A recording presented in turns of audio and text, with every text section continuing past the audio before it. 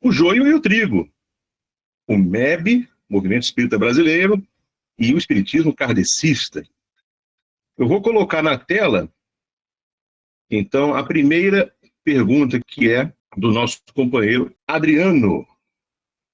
Você já pode fazer a sua pergunta nas suas palavras aí para o Sérgio, Adriano, por favor. Ok, Luiz, obrigado pela palavra. Sérgio, seja muito bem-vindo. A pergunta que eu coloquei também é uma coisa contemporânea que está acontecendo, muitas dissidências, né? Do seu ponto de vista, quais são os principais fatores para o grande número de grupos dissidentes do MEB e o que contribuiu para isso? E a B, em que consiste o fascismo espírita e como combatê-lo, né? Eu assisti uma live sua e tinha isso. Adriano, obrigado. É isso aí, Sérgio. Então, fique à vontade de comentar. Meu caro Francisco, meus amigos, é uma excelente pergunta e que tem um espectro muito amplo de considerações, eu não saberia esgotá-la. São muitas essas razões. Veja que estamos falando do movimento espírita brasileiro com dissidências. Veja a gravidade da coisa. Né? Porque o movimento espírita brasileiro já é uma ampla dissidência do movimento espírita kardecista original, que, na minha avaliação mais rigorosa, nunca chegou a ser implantado no Brasil. Não aconteceu o movimento espírita kardecista no Brasil, no meu modo de ver. Sérgio, está sendo muito rigoroso. Eu não. Onde é que ficou o kardecismo? Onde é que aconteceu? Nas traduções de Kardec? Mas ele constituiu norma onde?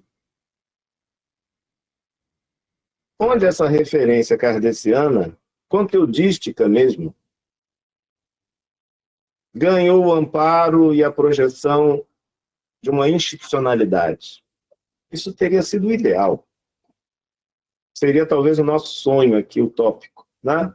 Uma institucionalidade que é reflexo o mais puro possível, né, do legado kardeciano. Isso, para mim, não aconteceu.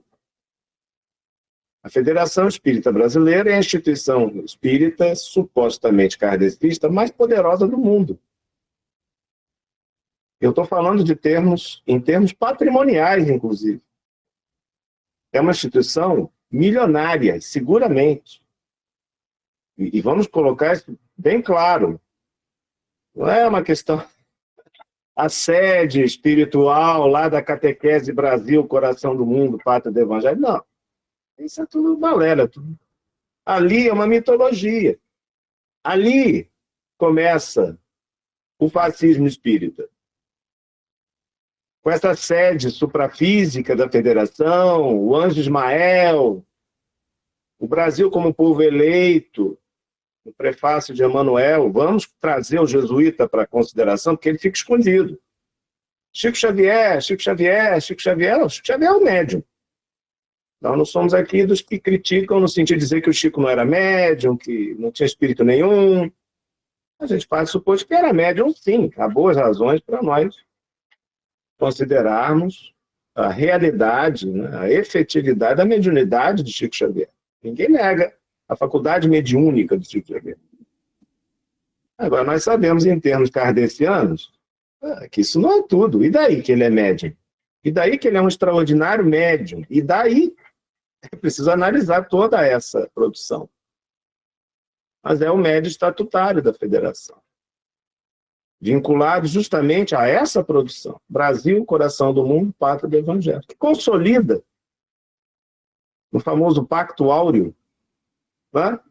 Quando todas as associações espíritas do Brasil, querendo ou não, que aqui foi um golpe, ninguém ficou sabendo, não foi um processo democrático, aqui foi um golpe. Uma turma se reuniu ali, na Avenida Passos, aqui no centro do Rio de Janeiro, e se submeteram à Federação Espírita Brasileira, que é um centro espírita mandando nos outros. Afinal, esse nome pomposo, né? Federação. Às vezes você vai ver onde está a Federação Espírita desse estado. Mas é uma casinha humilde de alguém, que eles são muito formalistas, né? Tem estatuto, tem aquela coisa toda, tem até destinação patrimonial. Muitas casas espíritas, vamos falar a realidade material, geralmente o espírita não liga para isso, mas isso está na base de tudo. E não precisa ser marxista para enxergar esse tipo de coisa. As instituições têm previsto, como norma, deixar seu patrimônio, caso a sucessão não aconteça naturalmente, para a Federação Espírita Brasileira. É assim que eles faziam os estatutos. Ficavam com os bens, com o patrimônio, com os imóveis. Percebem, meus amigos? Não sei se ainda continua sendo assim. Mas eu sei que era assim, sempre foi assim. Então, veja aí, olha aí a lógica de acumulação capitalista. Ela não é instituição espírita lato sensu, e não estrito senso nosso aqui kardecista, né? Mas espírita lato sensu, mais poderosa do mundo, à toa não. Tem todo um processo de acumulação aí. Esse é um dos caminhos, né? E depois foi se estabelecendo uma doutrinação, já com todo o conjunto da sociedade que vinha aderindo à ideia espírita que ela vinha formatando, e que já não era kardecista. Nunca foi. Gerou agora o pseudo-kardecista fascista. Mas tem amparo institucional. O que eu tenho me esforçado para demonstrar aos companheiros, e sem nenhuma pretensão de novidade, muita gente vê isso.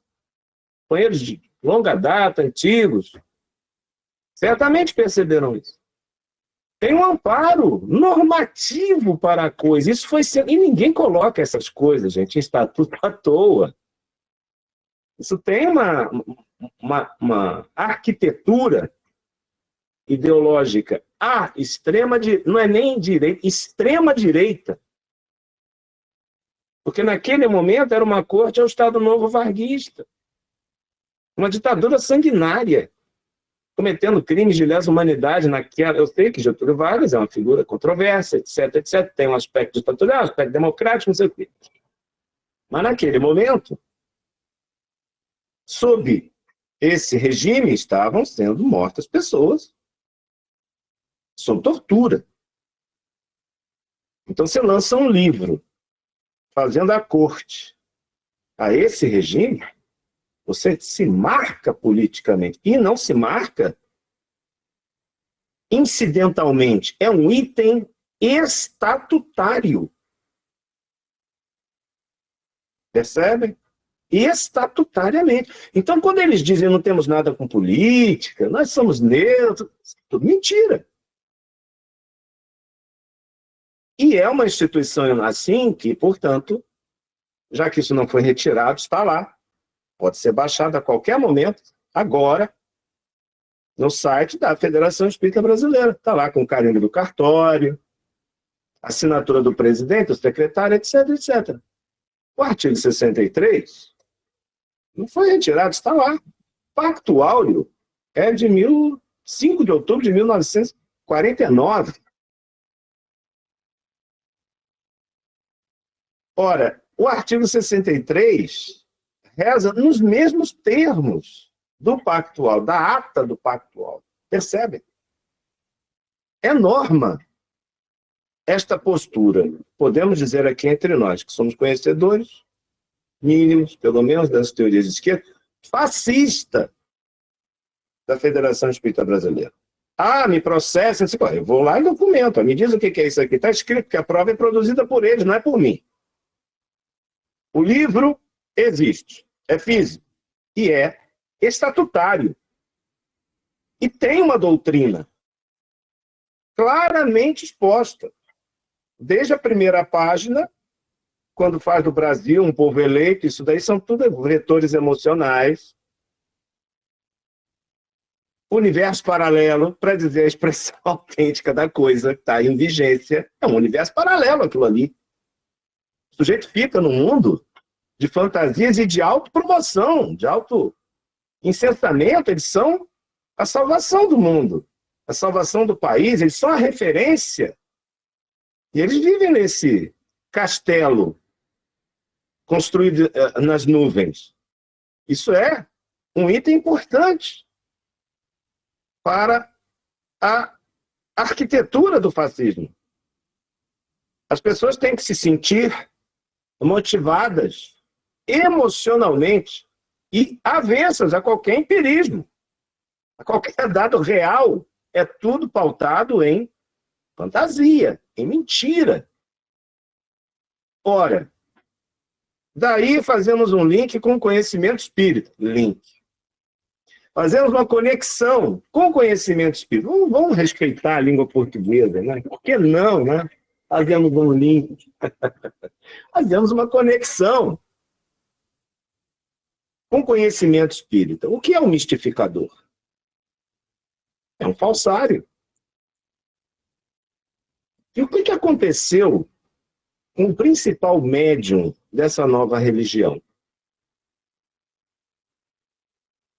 Repetiram por ele a exaustão mentiras, mentiras, mentiras, que se tornaram verdades.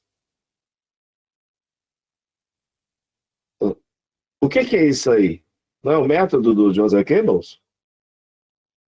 Repita suas mentiras 1000 vezes. Elas se tornarão verdades. Aí eu digo, para o kardecista, conhece essa lei das atrações, da intervenção dos espíritos no mundo material, do processo obsessivo, das mistificações? É uma inteira novidade? Não. É só fazer o paralelo. Os espíritos mistificadores, portanto, dirigiram, lamentavelmente, a maior instituição e a mais poderosa instituição espírita do mundo.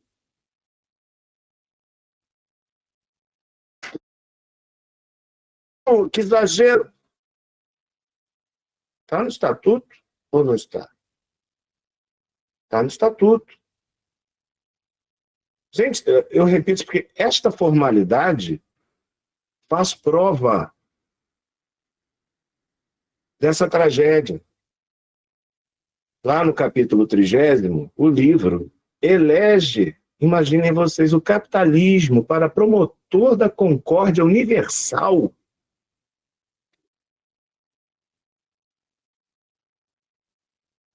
Meus amigos,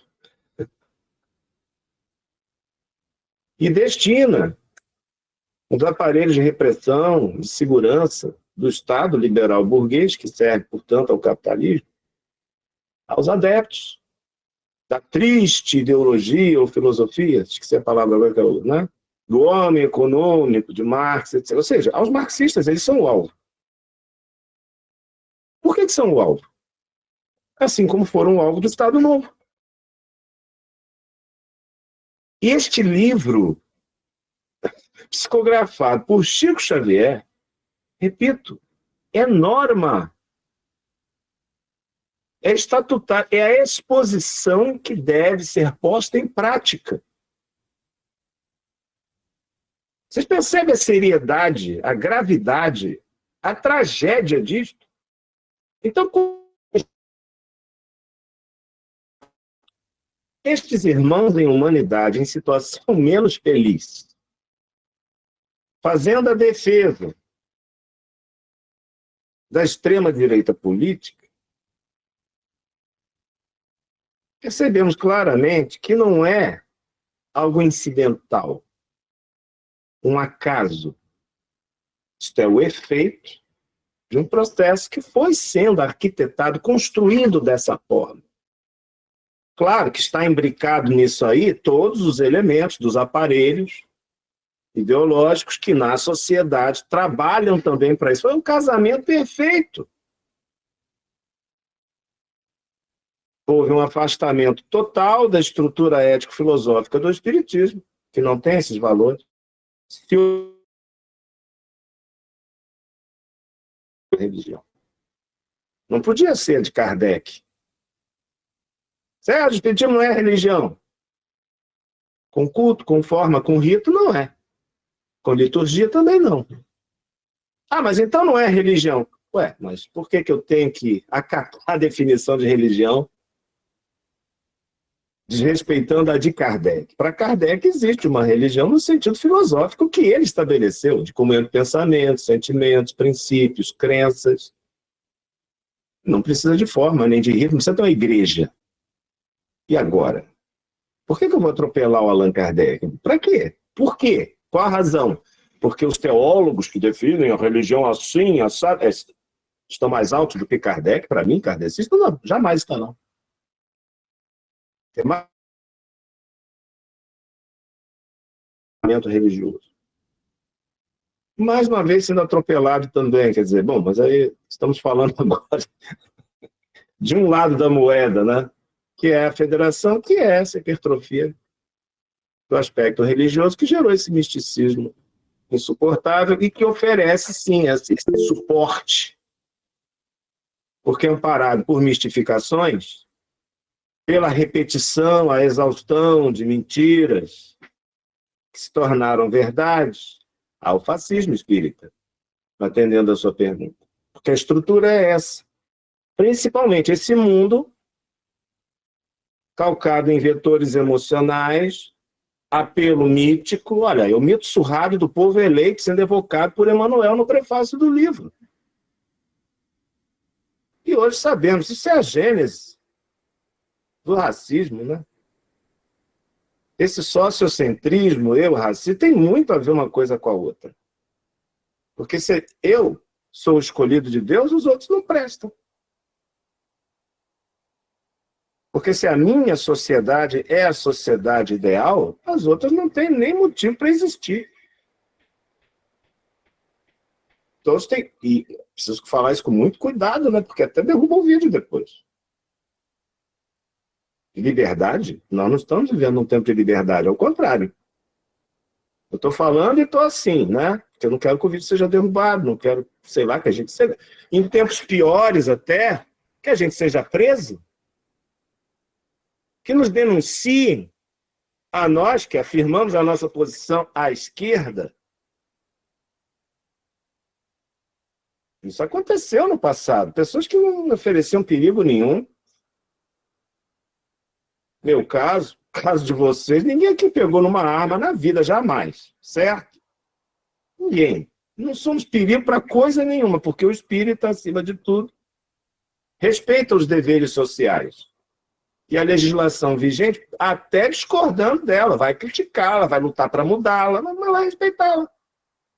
O espírita não é um criminoso, deliberadamente não pode ser. Mas se ele discorda da legislação, ele vai usar dos mecanismos legais para mudá-la. É o que a gente faz na luta pela tomada do Estado burguês. É isso. Por isso que a gente defende esse processo. Certo? Essa turma é sempre contra. Não, mas o Kardec não era comunista. Aí começa aquela história. Não, ninguém nunca disse que ele era. E não precisava ser. Mas o horizonte utópico que a doutrina espírita traça, a estrutura de valores que ela propaga, se levada às últimas consequências, com certeza não gera uma humanidade no modo de produção capitalista, ao contrário, porque as lógicas são opostas. Então, realmente, se identifica muito mais com o horizonte socialista do que com um horizonte capitalista. Aliás, em nenhuma medida se identifica com o horizonte capitalista. Em nenhuma medida. Sobretudo depois da fase do capitalismo imperialista. Então, aí é que não, de jeito nenhum. Estas pessoas já foram preparadas, os espíritas fascistas, portanto, com amparo institucional, regimental, espiritual, porque o semelhante atrai o semelhante. Está tudo conectado. Não tem nada casual nisso tudo. Eles estarão sempre contra esse processo, então não são kardecistas. Kardecistas somos nós. Com todo o nosso comunismo, com todo o nosso socialismo, com toda a nossa posição de esquerda, muito embora muitos companheiros de esquerda diriam, já estou cansado desses militantes místicos, que nós temos um problema, né? Muitos marxistas não gostariam de ter nosso apoio, vamos dizer assim. Embora isso eu acho que, eu tenho a percepção de que é absolutamente minoritário hoje, né? Eu acho que mesmo os partidos comunistas, né, não fazem acepção nesse sentido para que as pessoas se filiem. O que eu acho uma política bem inteligente, porque o quê? 90% da humanidade é crente? Você vai bater de frente com isso? Não é nem inteligente, né? Então, eu acho que nessa medida já pode ser até... Mas tem muita gente ainda que é bem, né? Se é marxista, leninista, tem que ser ateu. Tem que ser materialista. Os puros sangue, digamos assim, pensam dessa maneira, né? Eu chamo jocosamente, é o marxista puro sangue, né? Ele, né, tem que ser assim, não pode ser uma filosofia idealista, tem que ser uma filosofia materialista. Eu encaro o marxismo como um instrumento para a compreensão da sociedade em que eu vivo. Eu antes, há uns 2, 3 anos, não me considerava marxista por isso aí. Porque a gente é repelido. Como é que você é marxista e é espírita? Isso não faz sentido nenhum. Né? Mas não faz sentido para quem? Parece que nem todos pensam assim. Então é possível você ser uma pessoa crente, se filiar a um partido de esquerda, até comunista mesmo, e ser um bom militante pelo socialismo. O PCO pensa assim. Eu ouvi uma prédica uma vez do Rui Costa Pimenta e eu gostei bastante dessa prédica dele, porque além de inteligente, do ponto de vista estratégico, é claro, né? Também, do ponto de vista ético, eu acho que essa tolerância é cabível. Por quê? Se Lenin assegura no programa dele que o Estado socialista é laico, então está assegurado que qualquer pessoa num Estado socialista possa ter suas crenças íntimas, por que não espiritualistas? No nosso caso, kardecistas. Será que iriam descumprir o programa de Lenin? Parece razoável. Né? Parece que o Stalin andou tentando fazer isso na Rússia, na União Soviética e tal. Mas eu não sei, que eu não conheço bem. Tem muita contra-propaganda, eu não sei se é verdade, se é mentira, eu não me aprofundei nesses temas, né? Mas parece que ele andou, né, querendo trabalhar de uma outra maneira. O que, se é verdade, não foi nada sábio. Né? E há muita coisa a ser, parece, né, questionada ali no Stalin, e algumas coisas também a serem louvadas. Se ele pega a Rússia num estado agrário, praticamente entrega na era espacial. Isso é fato. Né? Enfim, mas eu nessas questões, né, vejo de longe, eu não tenho filiação política, eu me considero uma pessoa de esquerda, me considero um comunista. Acho que o melhor jeito de chegar lá, em método de crítica, é o marxismo-leninismo. Marxismo-leninismo. A princípio, é aí que eu me posiciono. Né? Mas sem muito, porque a minha questão é muito mais espiritual, sempre foi. Eu vou me dizer marxista-leninista com cautela, porque mas se eu sou os outros vão me repelir, né? Tem pessoas que vão me repelir, vão nos repelir, se a gente disser isso. Então, em alguns anos atrás, eu preferia dizer que não era. Porque não me interessa o voto de marxista, o que me interessa pessoalmente é o de kardecista, porque isso aí eu digo sem nenhuma, nem modéstia, nem cautela, nem dúvida. Agora, para muitos eu poderei ser marxista, para outros poderei não ser, mas isso foi para mim. Eu, particularmente hoje, acho que posso me considerar, na medida em que considero um instrumento o mais eficiente para entender a sociedade em que eu vivo. Se eu adoto essa visão, eu acho que posso me considerar. Se eu sou favorável, eu sou simpático à ideia de revolução, acho que mais ainda posso. Vou eu para trás da barricada? Não vou, só vou atrapalhar, não tenho a menor habilidade para isso. Mas vou sim, de longe, vou bater palmas para quem usar desse meio para libertar a sociedade. Porque nós vivemos uma opressão sem fim.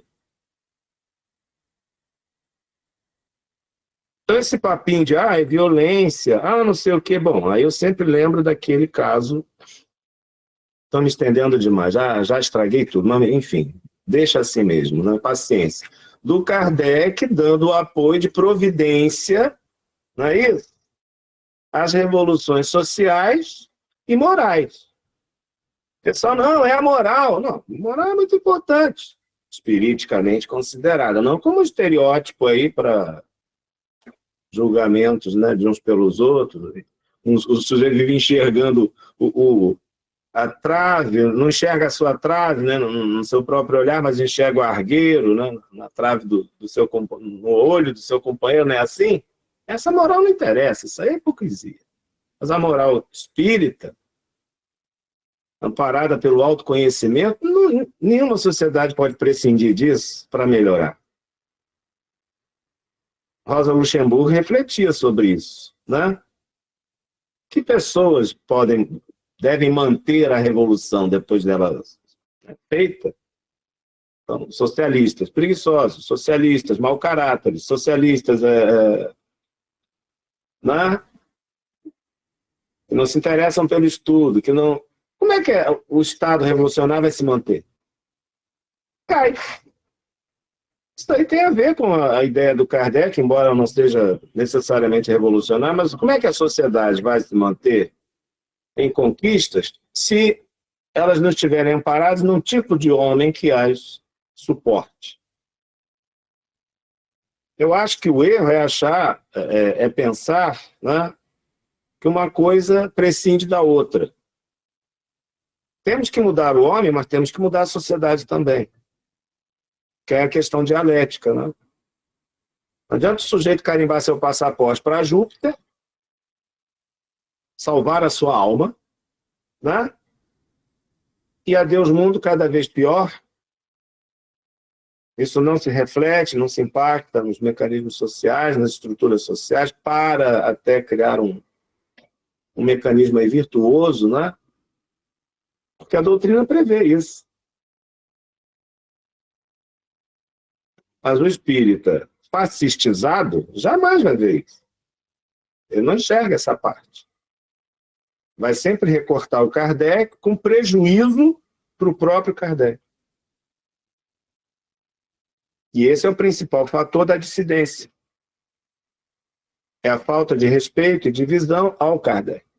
O Kardec está sempre errado, está sempre limitado, está sempre ultrapassado, está sempre insuficiente. E isso, meus amigos, acredito que para qualquer um de nós aqui é facilmente rebatível. Se tem uma coisa que ele não está, é ultrapassado. Se tem uma coisa que ele não é limitado. Ele está sempre com um olhar adiante. Uma coisa impressionante. Agora, é evidente. Ele também sofria, também padecia das limitações de um sujeito histórico, no seu momento histórico. Jesus também. Qualquer um está no estado de encarnação, vai passar por isso. Mas eu creio que a gente vive uma tragédia imensa, né? Porque, veja, são dissidências da maior dissidência. Necessariamente é um processo ainda pior. Ainda pior. É um afastamento ainda mais acentuado. E, lamentavelmente, por razões ainda mais espúrias. Porque há um evidente envolvimento com poder econômico, com supremacia, porque está sempre amparando. Não, a minha ideia vale mais do que a sua. Bom, se ela tiver mais amparo financeiro, é possível que ela prepondere. Mas isso o Marx já tinha identificado, né? As ideias dominantes são as ideias das classes dominantes. Não é isso? Então, todo mundo quer saber o que é que a celebridade pensa, o que é que... Por quê? Porque tem dinheiro? Abriu a boca, Deus me livre, né? Mas todo mundo quer saber o que você pensa sobre isso, pensa sobre aquilo. Ninguém vai lá entrevistar o Luiz. Pô. O Luiz é um cara legal de entrevistar. O que você pensa sobre isso? Que é um professor de filosofia, é um cara culto. Certamente é uma pessoa que merece ser ouvida.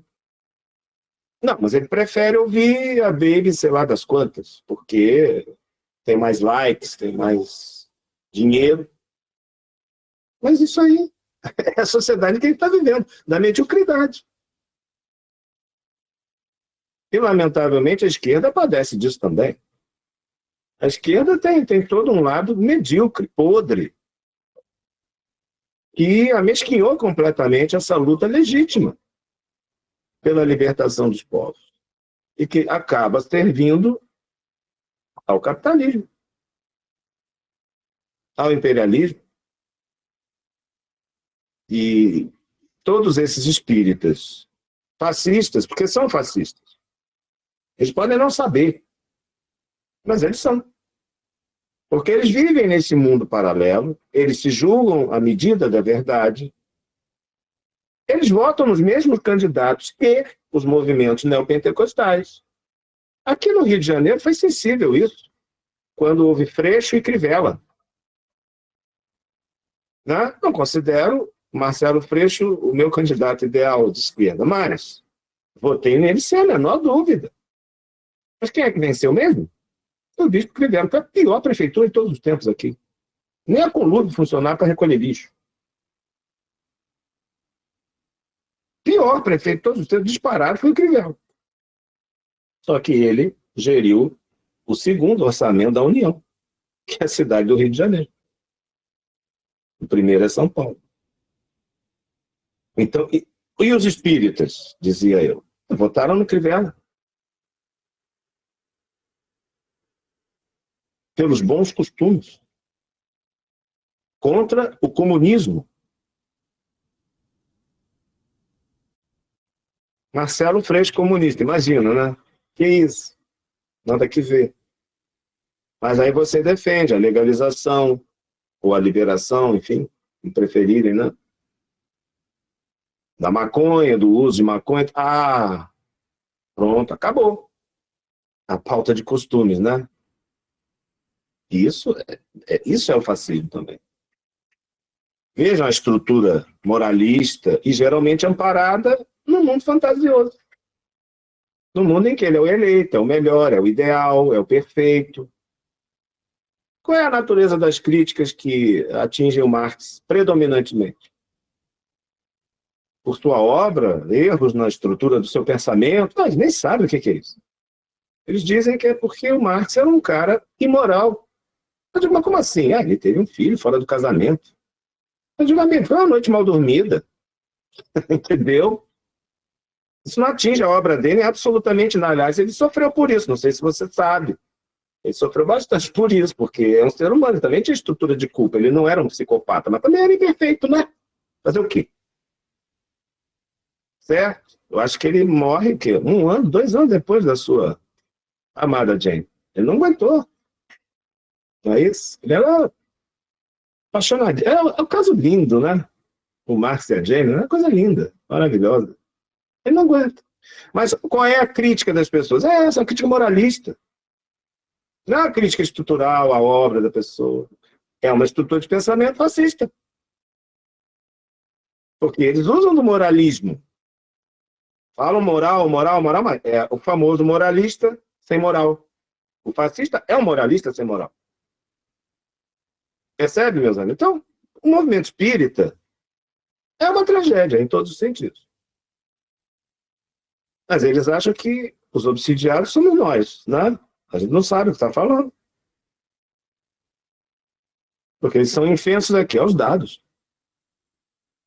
Eles é que sabem. Aí quando eles vão justificar as coisas, são justificativas do mundo paralelo. Sempre.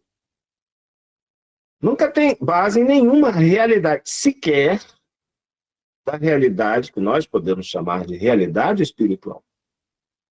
Porque a deles é a reedição de Dante Alighieri. A realidade espiritual deles é nosso lar. São as colônias espirituais.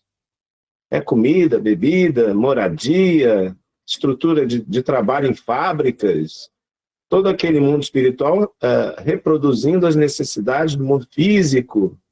Nem nisso. Percebem? É uma situação gravíssima, mas, lamentavelmente, foi um projeto que vingou, porque encontrou, naturalmente, o mundo espiritual atrasado, nós chamamos de jesuítas do espaço, né? Lembrando meu querido amigo, saudosa memória, Erasto Carvalho Prestes, ele falava assim, jesuítas do espaço, isso aí. Ele era muito simpático à cepa, eu já não, mas eu gostava dessa parte nele, né? Os jesuítas do espaço. Eles encontraram aqui os conluios necessários. O semelhante atrai o semelhante. O importante é nós entendermos que está tudo imbricado, nada é casual. E essas relações concretas são perfeitamente identificáveis. Agora imagine o que é a dissidência da dissidência. O que são as dissidências da dissidência. Sim, porque dissidentes não somos nós somos os puristas.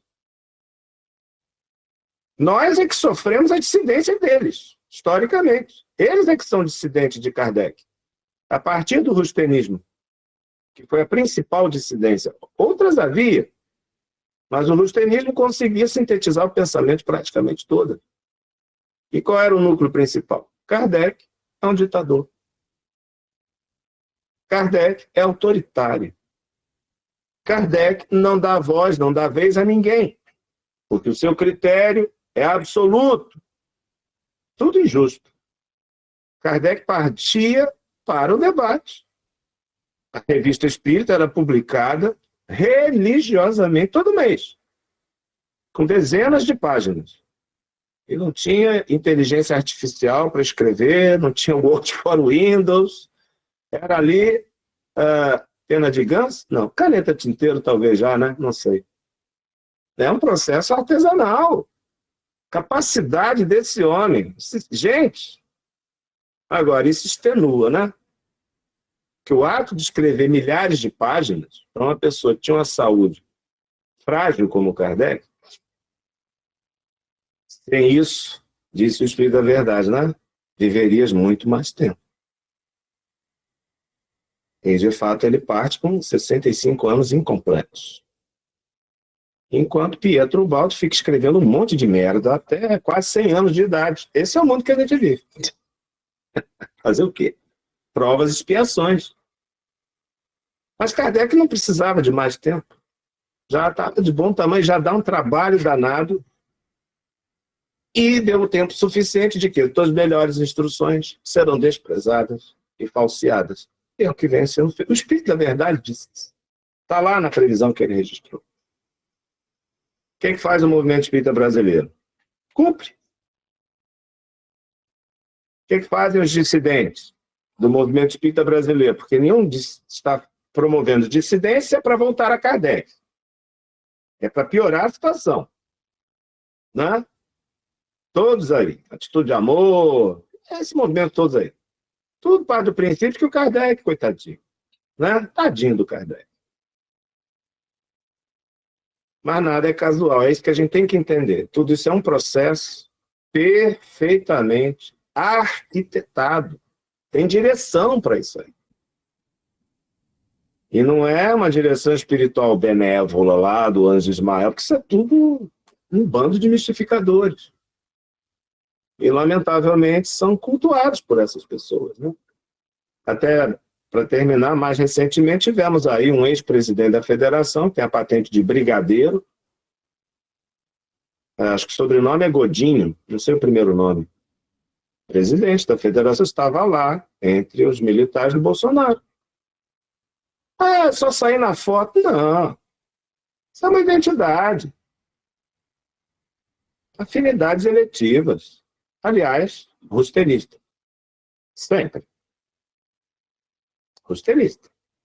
Que é o grande foco da mistificação, do mundo paralelo, da fascistização, portanto, porque são pré-requisitos para a fascistização. A mistificação implementa a fascistização. Precisa entender, nós somos kardecistas, a gente pode ver além esse processo. Tem uma contraparte espiritual. Não podia, rustenista, também, defensor das obras de Rustem e tal. Me diga, tem acaso nisso daí? Agora, tem alguma invenção aqui ou são dados concretos? Estou divagando ou tudo está partindo de uma realidade concreta? Não é isso, amigos. Esse é o nosso desafio. E é uma luta. E nós estamos marcados. Eu não entendo. Isso aqui não é um espaço de liberdade, de opiniões que eu estou. Não. Isso aqui eu mesmo estou assinando a minha ficha de identificação para possíveis perseguições. Que, aliás, eu sofri ao longo de 3 décadas. É uma limpeza ideológica. A gente sofre isso. Não importa que o nosso espiritismo seja muito alinhado com Kardec. Se você se declara efetivamente uma pessoa de esquerda, ou, no caso do movimento espírita, um contradiscurso em relação à Federação Espírita Brasileira, acabou para você, amigo. Essa é a verdade. Então, a gente tem que ter consciência do que a gente está fazendo aqui. Né? E se seguirmos a Jesus de Nazaré, não podemos esperar nada muito diferente. Que ninguém se iluda.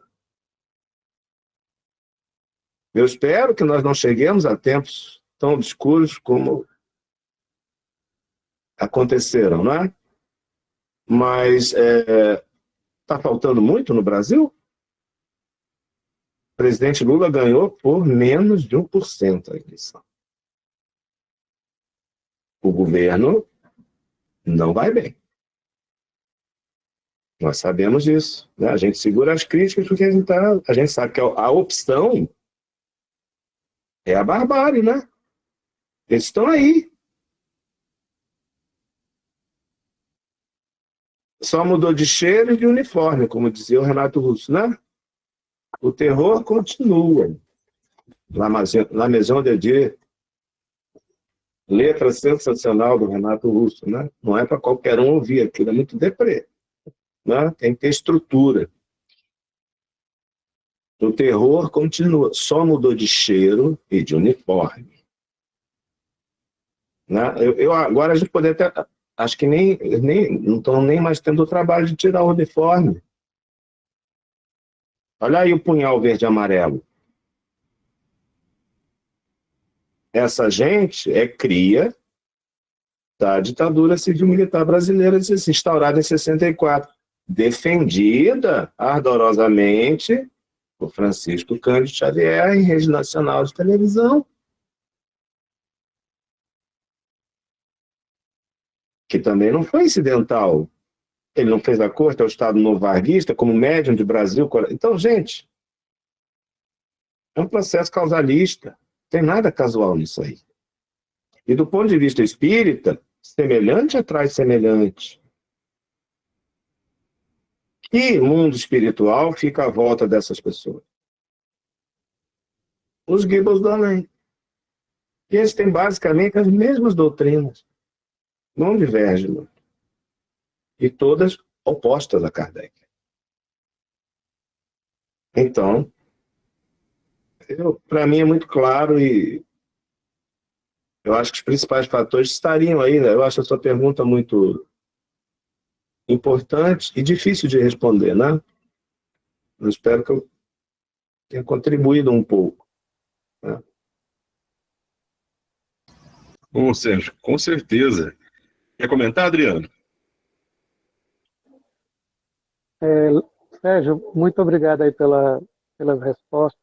É muito profundo esse assunto. Você trouxe agora algumas pinceladas muito importantes, trouxe Marx, trouxe principalmente a primeira frase que você falou, que já é dissidente de Kardec, a FEB, né? E o movimento espírita acompanha. Então, e aí foi trazendo detalhes muito importantes que vale para a gente refletir, a gente aprofundar nossos estudos, a nossa busca aqui desse grupo justamente de dissidência de uma casa que a gente trabalhava, então a gente quer buscar essa aproximação de Kardec. Nas obras, não é fora com essas pessoas que não não sabe nem para eles, não sabe nem o que, é que eles estão fazendo. Obrigado, Sérgio Aleixo, foi muito importante as suas respostas. Maravilha, Adriano. Só lembrando, né, gente, que o Sérgio, de fato, tem muitas obras aí que a gente sempre indica, né? Então eu tenho aqui várias delas que eu recomendo: Espírito das Revelações, Meu Novo Nome, a gente comentou sobre ela recentemente aí num vídeo, né? O Primado de Kardec, que explica bastante sobre a questão do cisma rustelista, que já começou lá atrás, sobre a reencarnação, lei do Evangelho, com quem falaram os profetas, explicando o pensamento, né? O Espiritismo perante a Bíblia e o mais profundo religar, fundamentos históricos e conceituais do Espiritismo, e o que é Espiritismo, né? Também. Então, esses aqui são obras relevantes e muito recomendadas para conhecer o kardecismo na sua essência. Gente, no chat, nós temos aqui alguns comentários que eu vou ler rapidamente. Diz aqui, por exemplo, que o PCdoB pensa assim: o Sérgio falou dos partidos marxistas, né, e os comunistas, que não repelem, de fato, a religiosidade das pessoas. O PCdoB também é eu tenho um amigo que é filiado ao PCdoB e diz que lá tem pessoas do islamismo, do catolicismo, do espiritismo, do budismo, está tudo lá inserido também, né, e muito bem acolhidos, que é uma ótima notícia. Aí então, o Miguel escreveu: hoje um colega diz que é totalmente a favor de Kardec, mas reforça que não é a favor da ortodoxia, entre aspas, em que muitos grupos puristas têm se envolvido por não concordar com a bandeira fora de Kardec não há salvação. Pois é, Miguel, é a questão de como é que a pessoa entende a metodologia kardeciana, né? Que, na verdade, não tem a ver com dogmatizar nada, tem a ver com você entender que aquilo é um critério para a construção doutrinária, que é um critério que não foi superado ainda. Depois o Oswaldo escreve, né, que ser kardecista nos dias de hoje é ser revolucionário. É verdade. Miguel completa: o pensamento e modelo kardecista de mundo espiritual é por si só revolucionário e anticapitalista, né? Oswaldo fala aqui sobre como era no tempo de Kardec: 6.000 kardecistas, hoje tem 200 pessoas pseudo-kardecistas. Puxa vida. O nosso companheiro Leonardo pediu aqui para fazer uma fala após a resposta dada ao Adriano. Leonardo, você está aí disponível para falar agora? Sim, Luiz, estou aqui. Pois não. Primeiramente, Sérgio, agradeço muito a tua presença, porque eu me envolvi no kardecismo através de você. Antes eu era uma pessoa muito crítica a qualquer movimento religioso. Me envolvi conhecendo suas obras e aquilo que você produziu. Foi a minha porta de entendimento daquilo que é o kardecismo verdadeiro e esclareceu para mim a repulsa, e eu não tenho medo de dizer que é repulsa, aquilo que eu sentia pelo movimento federado. Então, eu agradeço muito pela toda a produção que você fez aí antes de nós e tudo que você aguentou antes de nós chegarmos aqui a construir a nossa sociedade, né? Então, eu gosto de dizer que você colocou o caminho das pedras para que a sociedade pudesse caminhar em si. O que eu quero não é meio uma pergunta, é um complemento junto com o seu pensamento, quando você diz que sobre o marxismo-leninismo e o movimento comunista de modo geral, é preciso entender que cada país ele vai trabalhar de acordo com a sua realidade. Somos um país muito religioso e é necessário abarcar os conceitos religiosos dentro do movimento. E por que eu fico feliz de você citar o comunismo de modo geral? Porque, para mim, ele é o que simboliza em Kardec a sua visão do mundo pós-regenerado, digamos assim. E penso que você concorda comigo, em um debate que eu já tive com os colegas aqui da sociedade, que esse mundo de regeneração ele não é nada espacial, supranatural. Muito pelo contrário. O mundo de regeneração ele vai ser feito por nós, através das nossas atividades, da emancipação social, da libertação dos povos da escravização do capitalismo. E não um mundo ditado pelos espíritas federados como algo que cairá do céu, não é mesmo? Então, é salutar que você cite essas coisas, porque reforçam um pensamento que principalmente existe nos grupos mais brandos, que pensam que aquilo vai vir também num movimento de galope de cavalo branco, quando, na verdade, a mudança social sempre foi e sempre será sanguinária. Lembrando que vivemos em um mundo de provas e expiações, não devemos também almejar todos sermos um Gandhi.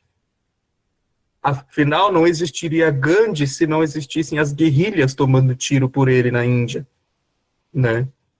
Então, é salutar essa tua presença e esse reforço que você faz, porque abre esse pensamento aos movimentos marxistas-leninistas, do qual eu sou parte, de um coletivo muito pequeno, né, claro, mas nós temos essa perspectiva de abraçar aquilo que o povo brasileiro é em sua identidade, não forçá-lo a mudar a sua identidade, né? Forçar a mudar a sua identidade é, como você diz, é um ato fascista também. É necessário compreender as suas necessidades e apresentar uma alternativa de acordo com aquilo, né? Então, essa minha breve fala é mais um agradecimento pela tua presença e por salutar pontos tão importantes para a gente. Muito obrigado. Maravilha, Leonardo, perfeito. É isso mesmo, né? E lembrando que tem até obras, né, de grandes espíritas que fizeram algumas relações do espiritismo com o marxismo, como Eusínio Lavigne, né?